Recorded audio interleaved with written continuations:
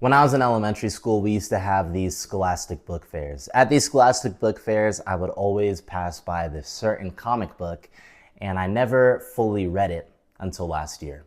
What's good? My name is Andre. I love to read comics. I think you should too. Today, of course, we're talking about the legendary Bone by Jeff Smith. I have this beautiful all-in-one edition. This is a story that I really have to say is perfect for anyone who is trying to get into comics because it looks very kiddish, but quietly along the way, it devolves into a very big fantasy adventure. When the story starts off, we find three cousins, Phone Bone, Phony Bone, and Smiley Bone, who have been run out of Boneville because Phony Bone is always running different schemes. It is just so clever and funny. We have cow races and things that are lighthearted. It really does mimic something akin to an old Disney cartoon or honestly like an old comic strip, which just makes this juxtaposition or this duality that much more stark when all of a sudden you bring in some of the other main characters like Thorn or the Load of Locusts or the rat creatures. When you have all these things that are pitted against each other, it all of a sudden dawns on you, this is a much deeper story than I could have ever anticipated.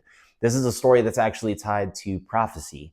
And this is a story that is tied to a war that's been going on and raging on far before the Bone cousins even knew what was even existing. The art itself is incredible in black and white. There are many panels that I would just stare at and I would look in the background and say there are these things that are hidden in the crevices. And I think that's purposeful.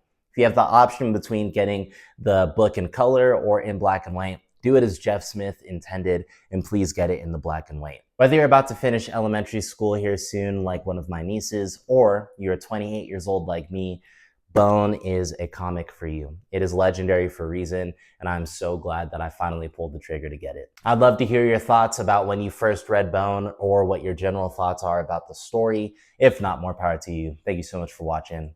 Catch you next time.